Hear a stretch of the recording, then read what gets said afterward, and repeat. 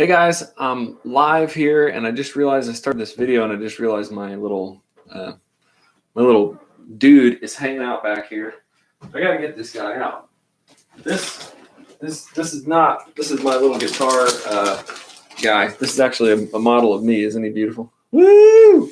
Listen, he's how I set up my videos, and he even holds a guitar. Look at that. He's holding a guitar. He's not as good looking as I am though. Hey, my thought today is, how can you make a difference in your church? How do you even want to make a difference in your church? Do you ever think like, oh, geez, what could I do to make a difference in my church? How am I going to do anything? And that's kind of what I'm getting from some of you guys I'm talking to on the phone. Like, well, I don't even play guitar. I'm not even that good. I haven't done anything. I don't know what I can do. Look, I'm here to help you guys do it. I'm here to help you make a difference. And all you got to do is be able to get past that initial feeling of not understanding, not feeling good enough, not feeling like you can do anything, not feeling like you're worth anything to do this, or I can't play guitar well enough, or I've never led a small group. But I'm talking about all week and all month since we released this, the Worship Guitar Bible Study. Hopefully you guys have seen this. If you haven't, Worship Guitar Bible Study. It's really all about giving back to your church and changing it from within, getting people out of the pews. It's more about turning spectators into participators in worship, not just let's say some people are just standing there during worship like this, and maybe you're a worship leader and you're frustrated with that, or maybe you're in the congregation and you just don't feel like they're singing any good songs up there. I mean, there's so many different reasons why we get all weirded out about worship. And as a congregation member, or a worship leader, worship band member, we get all weird about how worship is affecting us or what it's doing or not doing for us. But when I became a Christian, I'd already played guitar. But when I really started to grow as a Christian worship musician was when I got together in a small group with some guys at church. It was just a small group. A couple mentors took me in, and then I ended up leading for the youth group, ended up leading for the big church, and here I am today. That's all I've been doing. That's all I want to do.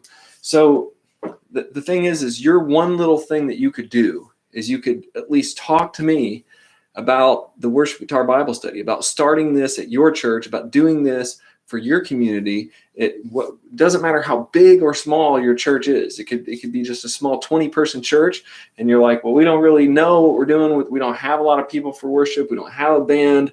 That's perfect. That's the perfect environment, because you can invite people in. You can invite new people in. Or if you're saying, we're like a really big church, we're like huge. And I talked to somebody at a really big church last week, and they're like, well, our church is huge and they've got it all going on. But even in big churches, it's really hard to get involved in worship. It's hard to get involved because maybe you're not at that caliber yet. Maybe you're not good enough to go play at a church of 5 or 10,000.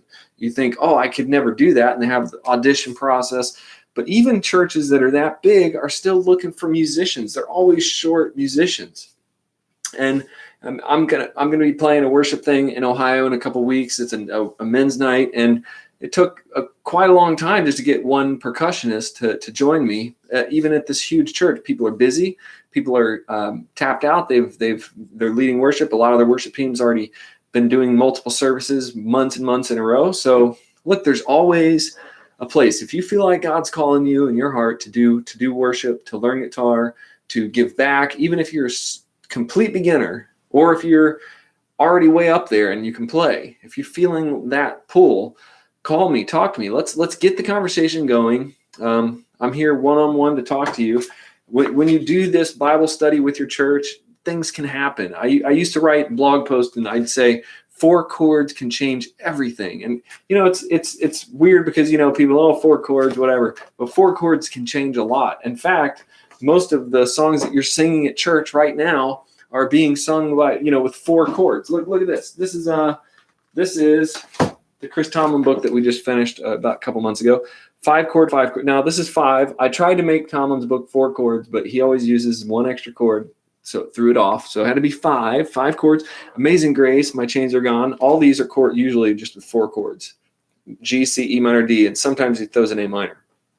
Resurrection Power, How Great Is Our God, 10,000 Reasons, Joy to the World, Unspeakable Joy, everlasting God, how can I keep from singing I Will Rise, The Wonderful Cross? The list goes on and on and on in this book.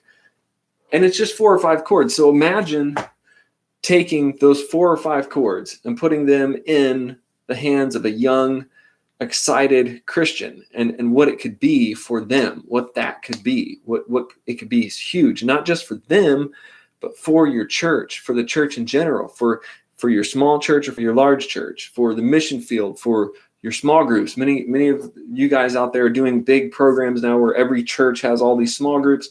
And so think about that. Think about worshiping in small groups. What if you could worship in a small group setting, and every small group could have its own worship time? So it does make a difference. It does change things. And I'm inviting you to click on the link in the video below. Go to worshiptheking.com. You can check out the Bible study.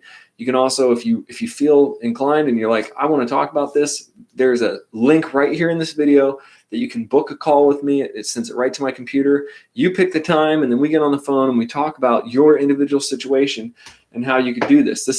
There's absolutely no reason that you should not do this. If you have any feeling in your heart that you want to make a change, that you want to help your church, that you want to see your church worship team grow, that you want to get involved in the worship team, that you want to do a missions trip, and you're thinking about this is the time to do it right now. While I have the time to talk to you guys, I have the time right now. I'm right here waiting to talk to you. So just go ahead and click on the link right here. And then, since if you're still watching this is my model citizen. So this is my model guitar model. This is kind of a weird model, but this will help me set up my lights and helps me focus my camera and get my frame. So his head would be out of the frame at this point. This would be out of the frame. This is just a bunch of silliness, but he's getting kind of fragile. Poor guy. Poor guy's getting fragile. Let's put him back here. We'll put him back here so he can just hang out. Right there's where he usually sits, and he can do his gig later. He can do his gig.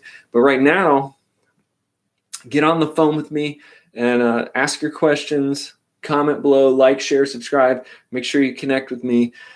Unlike anything I've ever seen in any program I've ever looked at, and I taught guitar for many years, this is an easy way to do it. This is easy to play. It's easy to understand.